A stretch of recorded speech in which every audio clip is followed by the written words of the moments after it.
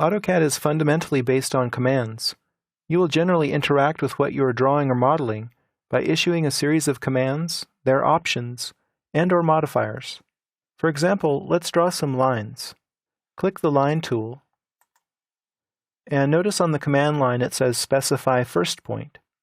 Click an arbitrary point in the drawing window. There's a rubber band line connecting that point with my cursor. Specify Next Point or Undo. I'll click another point. I'll keep doing this to draw a few more line segments. Notice that I could keep going forever in this way, so I need to end this particular command by pressing either Enter, Spacebar, or the Escape key. In this case, I think I'll press the Spacebar.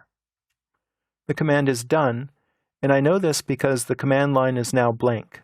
You see a flashing cursor down there on the command line, indicating that AutoCAD is now ready for another command. You can actually repeat the previously issued command by pressing either Enter or the Spacebar. So I'll press the Spacebar again to issue the line command, and then I'll draw a few more line segments. As I do this, notice that there are some changes on the command line. It now says Close or Undo in the square brackets. These are command options. You can execute them either by clicking on them on the command line or by typing the letter that's highlighted in blue. I'll type C, Enter. To close the line, it goes back to the original point where I started. Now let's draw some circles. Click the Circle command and read the command line. It says Specify Center Point for Circle or a bunch of cryptic options. You can read the Circle command in AutoCAD Help if you needed to understand what these options mean. But I'll tell you that 3P means 3-point, 2P means 2-point, and TTR means tangent, tangent, radius. You might want to create a 2-point circle between the endpoints of two parallel lines, or a 3-point circle that has to fit within a triangle. You might create a tangent, tangent, radius circle if you need a circle to fit perfectly between two other circles with a specified radius. The option you choose depends upon the geometric situation. But let's say, for sake of argument, we want to draw a circle by specifying 2 points. I'll type in 2P and press Enter to execute that particular option. So then it says Specify First Endpoint of Circle's Diameter. So I'll click, and I'll click the second endpoint of the circle's diameter. And this particular command ends after you've drawn the circle. It doesn't assume that you want to keep drawing circles like the line command does. Every command is different, so you need to pay attention to what it says on the command line. If you go up here and open the Circle drop-down menu, you'll see that there are many different variations of the circle. These are merely different options that are automatically typed in for you. I'll click 2-point here, and you see what happens is it types in circle, and then it types in 2P for you. So this is merely a convenience.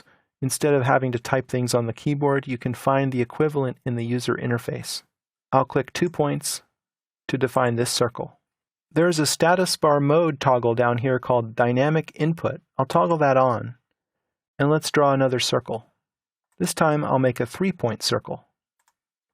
So that types in circle, and then it uses the 3-point option, and it says Specify First Point on Circle on the command line and also by the cursor. Specify second point on circle right on the cursor, and I can also see the angle and the distance away from the initial point here with dynamic input.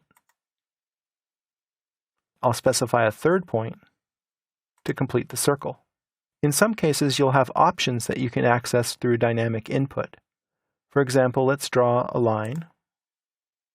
I'll specify a first point, a next point, a next point, but notice that there it says on the dynamic input prompt, it says specify next point or down arrow. If you press the down arrow, you can access the two commands, close or undo, right on screen without having to go down to the command line and click them down here, or having to type them in on the keyboard. I'll click on close here in the dynamic input prompt to draw a third line segment and close it back to the original point. Commands have a history that you can access by pressing the F2 key. You can see that this is a list of the different commands that I've just issued, and I can go back through this history using the undo command here. I can click on this, Each time I click, I go back a step.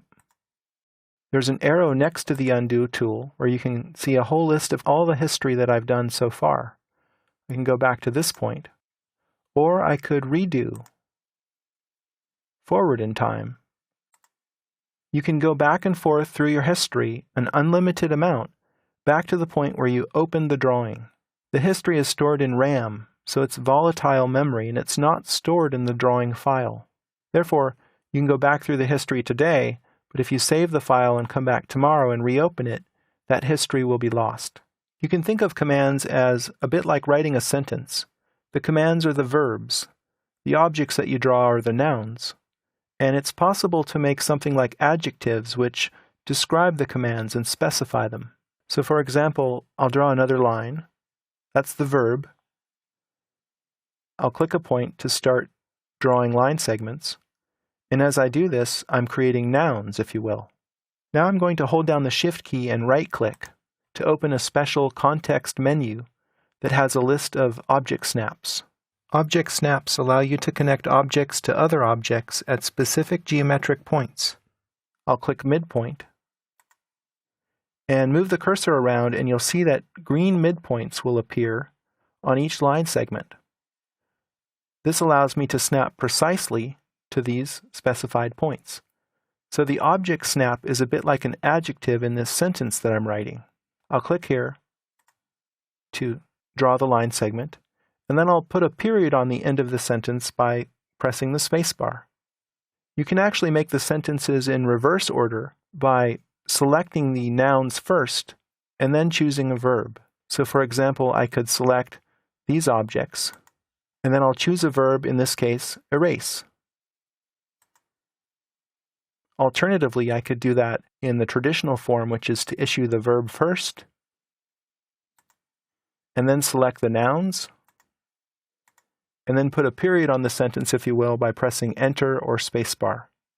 The Escape key is used to cancel out of any currently running command. So let's say I want to move these lines, so I'll click Move, and I'll select them, and then I decide, well, actually I didn't want to move them, I wanted to copy them.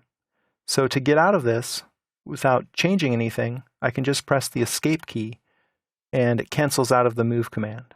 The Escape key is different than Undo, because Escape merely cancels out of what you're currently doing, but Undo will take you back through the steps that you've already done.